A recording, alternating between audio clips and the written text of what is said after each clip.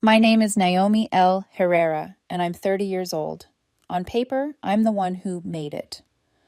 I work in tech in a compliance role that sounds boring at parties but pays the bills on time.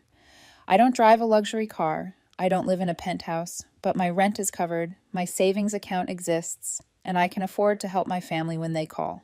The problem is, somewhere along the way, helping stopped being kindness and turned into an expectation. We didn't grow up rich. None of us did. Not me, not my younger sister Nicole, not our parents. We grew up in a cramped little house that smelled like laundry detergent and overcooked rice, where birthdays were dollar store balloons and sheet cake, and vacations were something other people posted about online. So I don't know exactly when my family decided they suddenly deserved luxury. Maybe it started after I got my job after college. When I went from retail shifts to a tech office with free coffee and health insurance, my mom's eyes changed. So did Nicole's. At first, it was small things. Naomi, can you cover the groceries this week? Your dad's hours got cut. Naomi, we're a little short on the electric bill. I said yes, every time. It felt good to be useful. It felt like I was finally paying them back for the years they'd sacrificed for us. Then it became the washer and dryer. Your mother's machine is dying, my dad said over the phone one night. We found a good set on sale. It's just a little out of reach. By the time I hung up, I had transferred the money. I told myself it was temporary, that they were just going through a rough season, that if I kept helping, eventually they'd get back on their feet. They'd stabilize. They'd appreciate what I was doing. But they didn't stabilize. The asks just changed shape. Why aren't you contributing more? You have such a good job. You're single. What do you need all that space for? That last one came after Nicole moved back into our parents' house with her second kid. Suddenly, their 3-bedroom felt microscopic. Suddenly, every phone call was about how Nicole's kids deserved their own rooms, how they were all crammed in like sardines, how unfair it was that I had an apartment to myself. I'd be standing in my kitchen after a 10-hour day and a crowded commute, listening to my mother sigh into the receiver. Naomi, you know your sister is struggling. We're all doing our best, but there's only so much we can do here. What she never said out loud was the sentence she was dangling over my head. You should buy them a house. My boyfriend Ethan saw it before I did. We'd be on the couch together, some show playing in the background, my phone lighting up every few minutes with another text. You okay? He'd ask. Yeah, I'd lie. It's just my mom. Or Nicole. That's like the third call this week, he'd say gently. You don't have to fix everything for them, you know. I'd shrug because what else could I do? They were my family. And when you grow up being told family is everything, it's hard to admit they might be the ones draining you dry. The guilt worked. It always did. After months of pressure and late-night conversations that ended with me staring at my banking app, I did it. I bought them a house. It wasn't a mansion. I couldn't afford a mansion. It was a small but clean place in a quiet neighborhood on the edge of town. 3 bedrooms, 2 bathrooms, a tiny yard with patchy grass, and a single garage. New build, unfurnished, but with enough charm that I could see Nicole's kids learning to ride their bikes on the sidewalk, maybe a plastic kiddie pool in the summer. I signed the paperwork. I drained most of my savings for the deposit. I booked catering for a little welcome celebration. I had the place deep cleaned, brought in new appliances, set up a personalized welcome mat by the front door with Nicole's last name printed in cursive. I did all of this in secret. In my head, I could see it like a movie. I'd drive them up to the house. I'd tell them I had something to show them. They'd roll their eyes, thinking it was some small surprise. Then I'd hand Nicole the keys. She'd cry. My mom would hug me and call me her miracle daughter. The kids would run from room to room, claiming spaces and giggling. Instead, this happened. On move-in day, I picked them up in my car. Nicole strapped her kids into the back seat, scrolling on her phone as my mom complained about the traffic. We pulled up in front of the house, sunlight catching the new windows, the grass a little greener than I remembered. My heart pounded so hard I thought I might be sick. Nicole stared at the place through the window for a full 3 seconds before speaking. This is the temporary spot? She asked, her voice flat. Like, while we wait for the real house? I swallowed. No, I said, forcing a smile. This is for you. Your own place. Your house. She laughed. Actually laughed. This place is too small for a proper family, she scoffed, finally opening the door and stepping out like she was evaluating a motel. My mom climbed out after her, squinting at the front door, at the single garage, at the narrow driveway. Maybe next time book a mansion, she said. She wasn't joking. I don't remember what I said after that. I know I pointed out the 3 bedrooms. I know I mentioned the new appliances. I know I said the words, "I wanted you to have a fresh start," but they landed on concrete. Nicole didn't walk inside. My mom didn't ask about the neighborhood. They took one more look, climbed back into the car, and told me to drive them home. No thank you, no hug, just a quiet verdict. Not good enough. I stood there for a moment in the driveway, keys still in my hand, watching my own car pull away with my family inside it, headed back to the sardine can they'd complained about for months. That night, I sat alone in the empty living room of the house I'd just bought for people who wouldn't live in it. The catering trays were lined up in the kitchen, untouched. Flowers wilted slowly on the counter. The welcome mat with Nicole's last name stared at me from the front door, accusing. I'd never felt so stupid in my life. The next morning, my eyes gritty from no sleep, I called the realtor. "What would it take to list it again?" I asked. She was quiet for a second. "Already? Naomi, you'll lose money reselling this fast." "I know," I said. "List it." I did lose money. Almost 10% of the house's value evaporated just like that. But I couldn't keep it. I couldn't drive past it without hearing my sister's laugh. I thought that would be the end of it. It wasn't, not even close. 3 days later, my phone rang while I was at my desk. It was my old neighbor, the woman who lived across from the house. I almost let it go to voicemail, but something in my chest told me to pick up. "Naomi, I didn't want to bother you, but did you rent the house out already?" she asked. "No," I said slowly. "Why?" "There are a lot of people out front. Cars everywhere. Balloons. It looks like a party or something." A few of them knocked on my door asking about the house. For a moment, I thought she had the wrong address. Then my stomach dropped. "I'll be there in 20 minutes, I said. When I pulled onto the street, my first thought was wedding.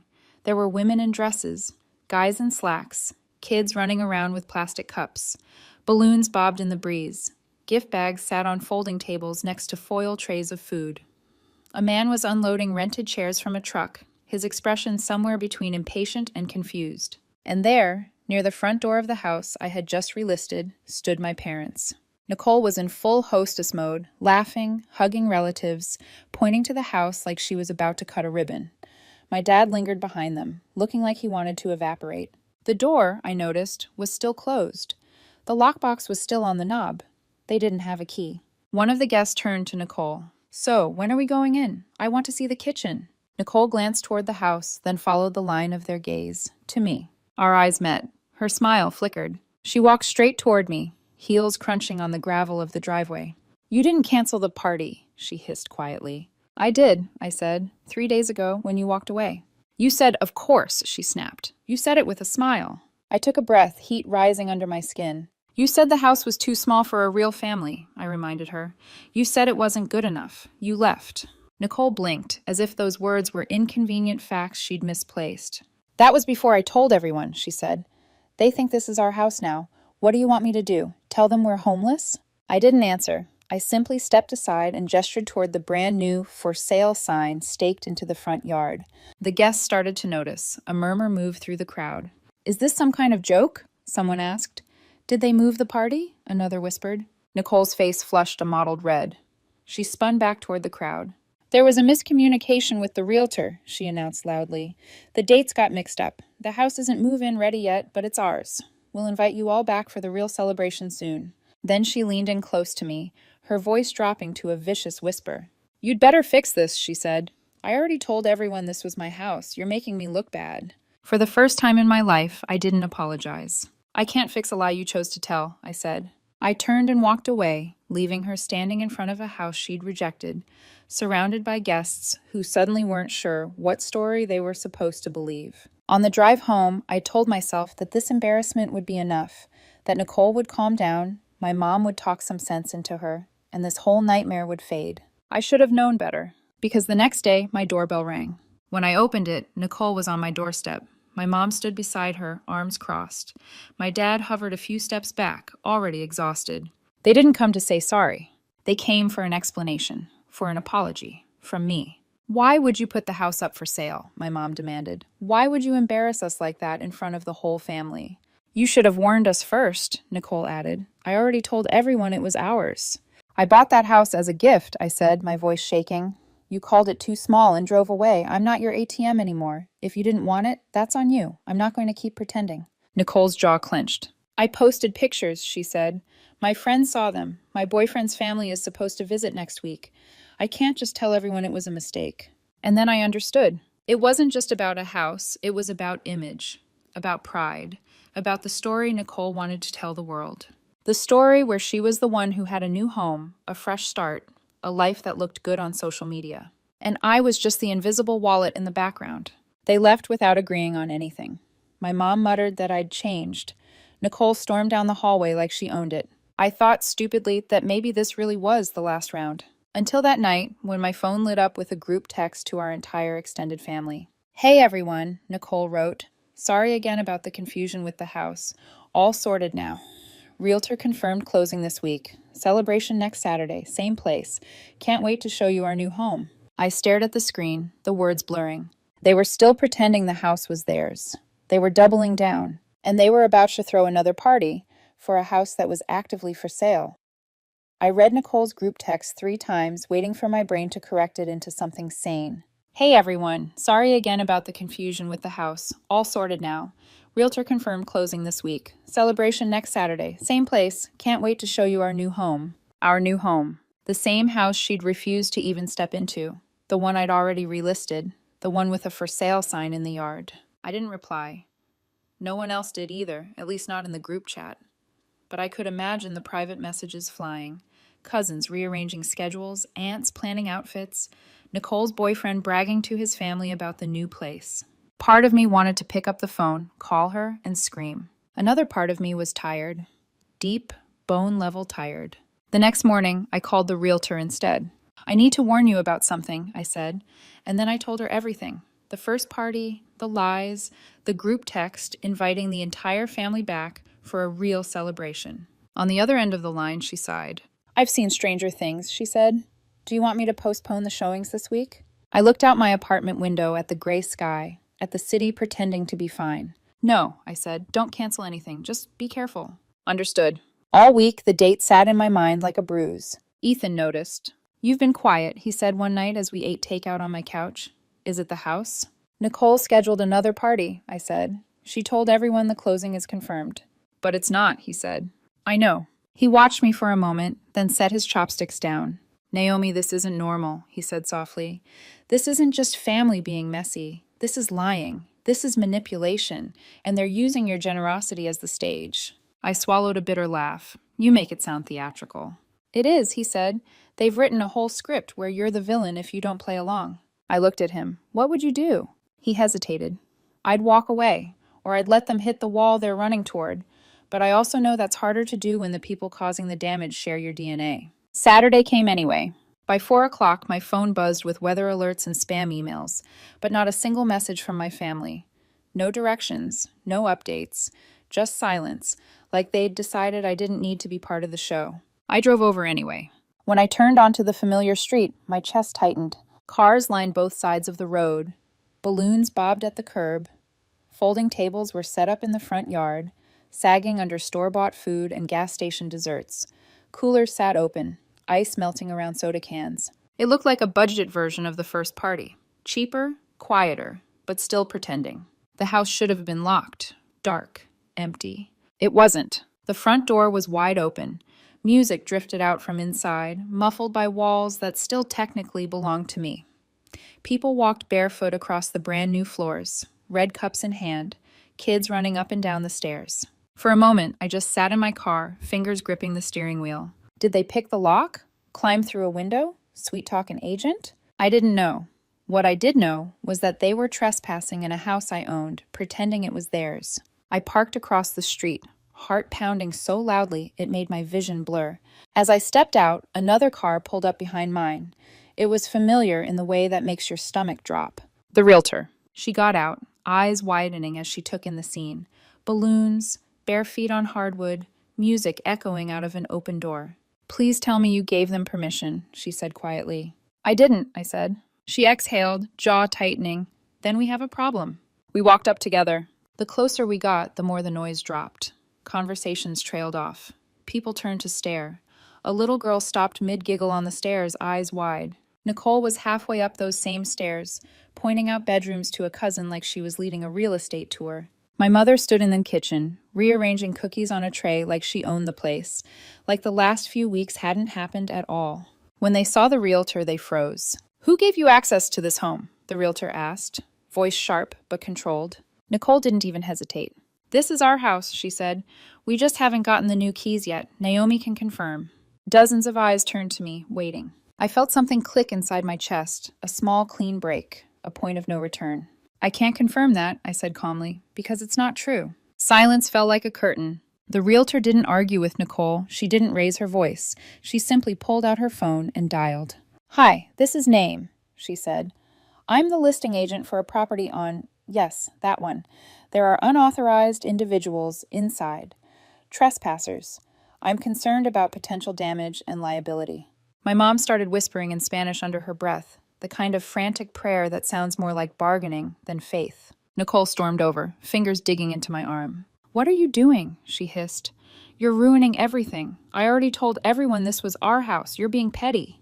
"You broke into a house that isn't yours," I said. "That's not pettiness, Nicole. That's a crime." Her eyes flashed. "So what? You wanted to sell it out from under us. You embarrassed me. You humiliated our family. This is your fault." Somewhere in the distance, I heard sirens. I pulled my arm free. "I'm done," I said. "I'm not covering for you. Not anymore." I walked out of the house I'd bought and that they'd invaded, stepped past the for sale sign, and didn't look back. 5 minutes later, as I reached my car, 2 police cruisers turned onto the street. For a second, I considered staying, watching the fallout, seeing the fantasy finally crumble in real time. But something in me was too tired to witness it. I drove home instead. For the next 2 days, my phone was silent. No calls, no texts, no dramatic posts tagged with my name. Just nothing. It was almost peaceful. I went to work. I ate dinner with Ethan. I watched trash TV and pretended my family wasn't a slow-moving car crash. By Monday morning, I almost believed the worst was over. That illusion lasted until I opened my work email. The subject line hit me like a punch. Urgent compliance review. Immediate response required. My throat went dry. The email was from our HR director. Short, formal, cold. An anonymous tip, they wrote, had accused me of misusing company funds to buy multiple properties for personal gain and possibly laundering money through family real estate. I read it once, then again. By the third time, the words still didn't make sense, but the meaning did. I work in a field where numbers and trust are everything, where even the hint of financial misconduct can stain you in ways that never fully wash out. My job isn't just a job, it's built on the assumption that I'm honest. And someone had sent a message to the people in charge, planting a bomb right under that assumption. I sat frozen at my desk, fingertips numb, the office around me blurring into background noise. "Naomi?" My manager's voice came from the doorway. "You got the email?" I nodded, unable to speak. "We'll need all documentation on your recent property purchase," he said gently, but there was something wary in his eyes. "Personal accounts, too. It's standard procedure. I'm sure it's nothing, but compliance has to be thorough, you understand." I understood. I understood that someone with access to just enough details to make the lie sound plausible, had decided to try to destroy me. HR meetings, calls with internal auditors, requests for bank statements, closing documents, emails with the realtor. For 3 days, my life was reduced to PDFs and paper trails. I left work late every night, my head pounding, my stomach in knots. Ethan offered to come over, to cook, to just sit with me, but I mostly stared at my laptop, pulling files into a folder that felt like a confession. The investigation eventually cleared me. Of course it did. The house had been paid from my personal savings. No company money, no shady transfers, nothing illegal. But innocence doesn't undo suspicion. I was pulled off the biggest project I'd been leading. My manager suggested I keep a low profile for a while. Promotions that had felt close suddenly felt distant, like stars I'd imagined. "You know this is bullshit," Ethan said one night, pacing my living room. "They know it too." "Knowing doesn't change the fact that someone sent that tip," I said, "and it doesn't change where it landed." He stopped, face tight. "You think it was Nicole?" "I don't have proof," I said, "but who else knows enough to mention family real estate and multiple properties? Who else knows what I do for a living and how dangerous a rumor like that would be?" I didn't need him to answer. We both knew. That night, I started a new folder on my laptop and named it something I never thought I'd need with my own family. Self-defense. I dropped everything into it. Screenshots of Nicole's texts, The group messages where she claimed the house, photos of the parties in front of the for sale sign, the HR email, my responses, the investigation summary. If they were going to treat me like an enemy, I would stop pretending we were on the same side. I thought that would be the worst of it. Then the realtor called again. "Naomi," she said, voice tight. "I'm at the property. Someone's been here." The house had been vandalized. Spray paint slashed across the garage door. Ugly words I didn't ask her to repeat. A broken window glittered on the driveway. Trash had been scattered across the front porch. The for sale sign was snapped in half and thrown onto the grass. "There's also a note taped to the front door," she said. "I'm sending you a picture." My phone buzzed a second later. In shaky handwriting, on a torn piece of paper, were the words, "Hope your empty little house keeps you warm. You deserve it." 3 days after that, a plain envelope showed up in my mailbox. No return address, no stamps from out of state, just my name, written in the same shaky hand. Inside was a single sheet of paper. "You've done enough. Fix what you broke or you'll regret it." Folded behind it was a photo. Me, standing outside my office building, taken from across the street. My face turned toward the glass doors, oblivious.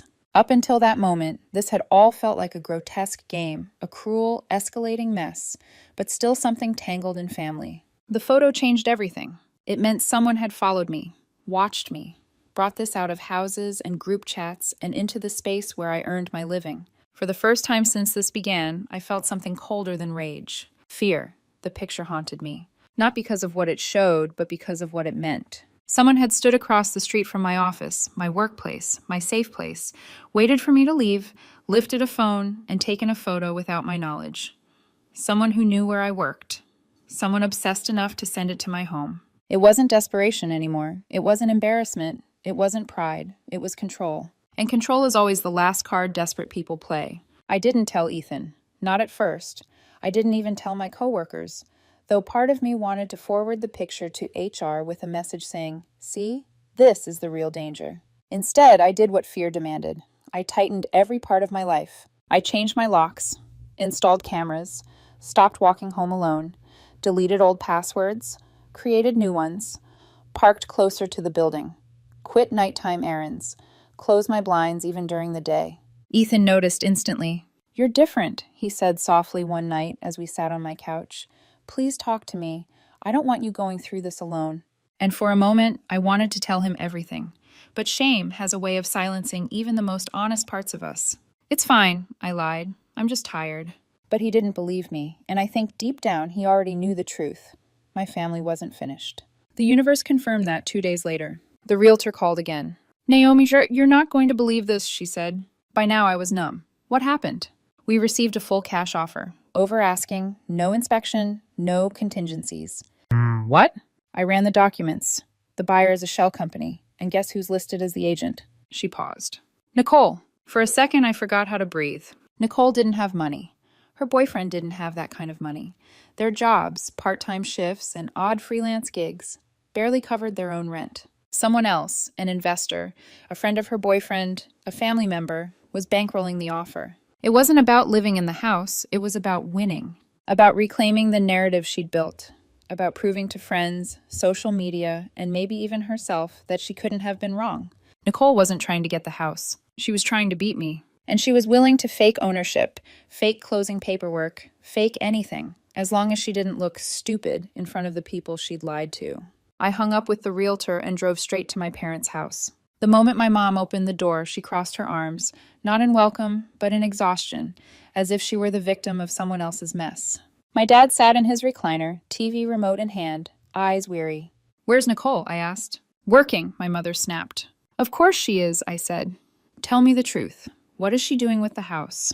My dad sighed heavily. "She's been telling people you stole it back out of spite," he said quietly, "that you're selling it to strangers just to hurt her." I stared at him. My mother didn't deny it. "She already showed her boyfriend's family the pictures," my mom added. "She said you were just being dramatic, that she deserved the house more than you needed to sell it." "And you believe that?" I asked, voice shaking. Silence. My father finally spoke. "I told her this would end badly. She doesn't listen. She hasn't listened in years." I left their house feeling lighter and heavier at the same time, like a truth I should have accepted years ago had finally landed. My family never wanted my help. They wanted my compliance. All that kindness I'd poured out over the years. They didn't see it as generosity. They saw it as obligation. On my way home, I stopped at my storage unit. Inside lay 10 years' worth of my life in cardboard boxes, receipts, letters, transfers, birthday cards with IOU scribbled inside, even a signed note where Nicole acknowledged she owed me $1,000 for a car she never repaid. Evidence. I gathered everything. The next morning, I called a lawyer. He listened. He took notes. He didn't look shocked by anything. Not the break-in, not the vandalism, not the HR complaint. When I finished, he leaned back, tapped his pen, and said one sentence I'll never forget. "You have leverage." "Leverage?" I repeated. "Not criminal charges, not yet," he said, "but civil pressure, enough to make them stop, enough to make them think twice before taking another step." And so we drafted the letter, a cease and desist that could freeze blood. It outlined Nicole's fraudulent claims of home ownership, the false HR complaint, the break-in, the vandalism, the threatening letter, the shell company offer attempt, the financial IOUs, and the individuals connected to both her boyfriend's workplace and mine. The letter didn't accuse, it presented. It simply said, "If this behavior continues, we will pursue civil action for damages exceeding $25,000, plus interest, legal fees, and repayment of all outstanding debts." The letter was sent that morning. By evening, my phone buzzed with a text from an unknown number. "You made your point. I'm done. Happy now?" No name, but I didn't need one. 2 hours later, the realtor called. "The buyer backed out," she said. "No explanation." I thanked her. I didn't ask questions. I didn't need to. In the weeks that followed, life became quiet. Unnervingly quiet. No more group texts, no more accusations, no break-ins, no threats. Just distance. Nicole vanished completely. My mother stayed silent.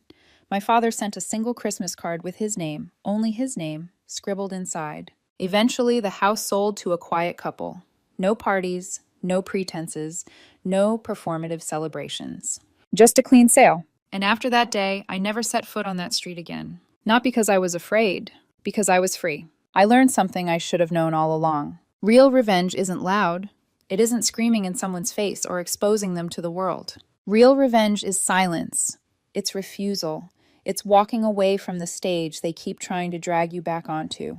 It's selling the house, blocking the number, protecting your peace like it's your last inheritance. It's understanding that some people never deserve the gift in the first place. And me? I lost money, lost time, lost people I once believed would stand with me forever. But I gained clarity. I sleep without checking the locks twice. I walk to my car without looking over my shoulder. I'm working on a new project at my job, one that I was handpicked for. The kind of project you only get when people trust you again. And maybe most importantly, I've stopped apologizing for no longer setting myself on fire to keep other people warm. The truth is simple. Some people see generosity as weakness.